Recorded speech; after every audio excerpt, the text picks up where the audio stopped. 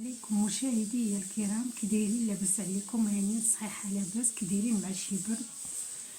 اليوم غنقدم لكم واحد الوصفه كتصلح نزله البرد والسعال، وكتحيد البلغم من الحلق، وكتصفي الرئه ديالنا، الرئتين.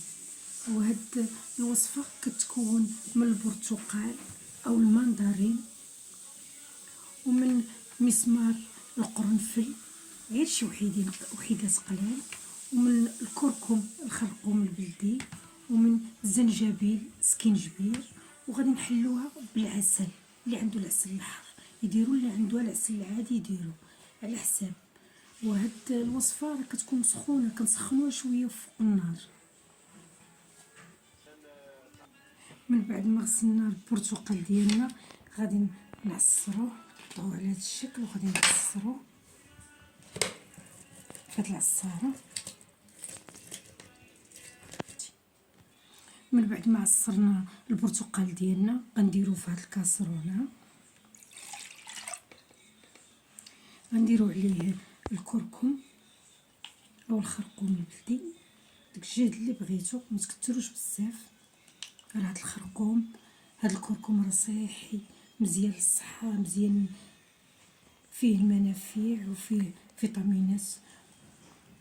والسكينجبير او الزنجبيل تيحارب الزكام والسعال، وتا هو فيه الفيتامينات ومقويات. المسمار ديال القرنفل، وغادي نديروه فوق النار، ما يطيبش، يسخن يدفى، وغادي من بعد نرجعو معكم باش نقدموه لكم.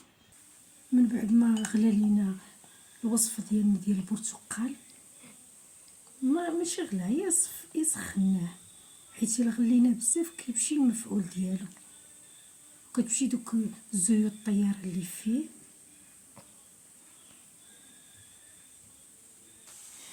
من بعد ما صفيناه غنزيدو العسل للتحليه، اللي بغى يدير له العسل يحليه، اللي ما بغاش هو حر، حسب ذوق الانسان شنو غيدير.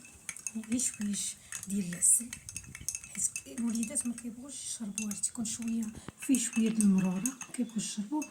ايوا هذا هي الوصفه ديالنا، راه انتيبيوتيك، مضاد حيوي طبيعي، احسن من هذوك الادويه اللي كنشرو من الصيدليات، وشويه تيكونوا مضرين.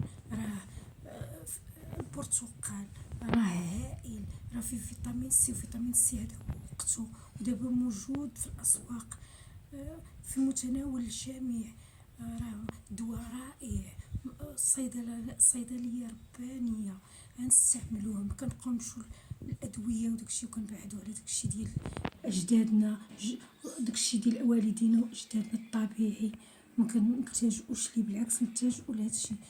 الكركم فيه منافع وفيه فيتامينات، وتا هو مزيان للبرد. والسكينجبير خلاص مهم للسعال، للبرد، المفاصل.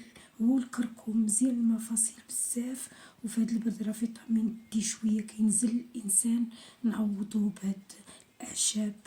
وكنتمنى هاد الفيديو ينال اعجابكم، وكنتمنى منكم تدخلوا عندي وديروا لي اشتراك، تكتبوا لي اشتراك، ديروا لي اشتراك وتكتبوا لي تعليق وتابوناو وتفعلوا الجرس مع الحباب والصحاب، فضلا وليس امرا.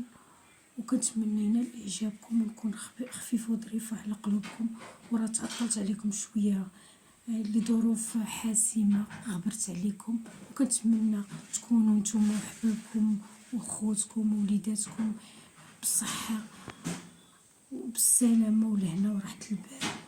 وكنتمنى ما تضركمش شي حاجه في صحتكم يا ربي.